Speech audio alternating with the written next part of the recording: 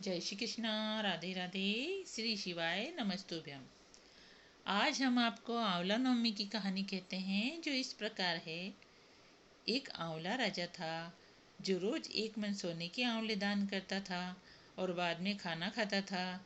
एक दिन उसके बेटों की बहुओं ने सोचा कि रोज इतने आंवले का दान करेंगे तो सारा धन खत्म हो जाएगा, इसलिए इनका दान बंद कर देना चाहिए।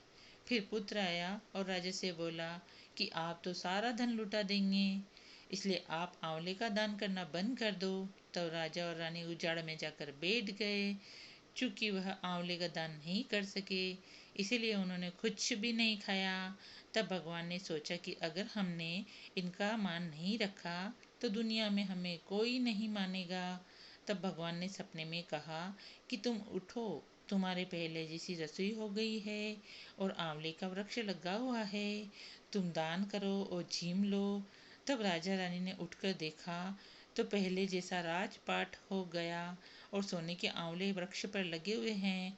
तब राजा रानी 125 आंवले का दान करने लगे।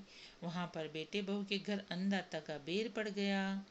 आसपास के लोगों ने कहा कि जंगल में एक आंवलिया राजा है, सो तुम वहां चलो तो तुम्हारा दुख दूर हो जाएगा। वह दोनों वहां पहुंच गए। वहां पर रानी अपने बेटे और बहू को देखकर पहचान गई और अपने पति से बोली कि इन दोनों से काम तो कम कराएंगे और मजदूरी ज्यादा देंगे। एक दिन रानी ने अपनी बहू को बुलाकर कहा कि मुझे सिर सहित नहला दो।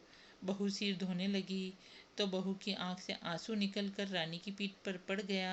तब रानी बोली कि मेरी पीठ पर आंसू गिरे हैं, मुझे कारण बताओ। तो बहू बोली कि मेरी भी सासू की पीठ पर ऐसा ही मस था। वह एक मन आंवले का दान करते थे तो हमने उन्हें करने नहीं दिया। तब सासू बोली कि हम ही तुम्हारे सास ससुर हैं, तुमने हमें निकाल दिया था, परंतु भगवान ने हमारा सत रखा लिया है। हे भगवान, जैसा राजा रानी का सत रखा वैसा ही सबका रखना। घटती की पूरी करना, पूरी की पार लगाना, भूला चुका माफ करना। जय श्री कृष्णा। राधे राधे। श्री शिवाय नमस्तुभ्यम।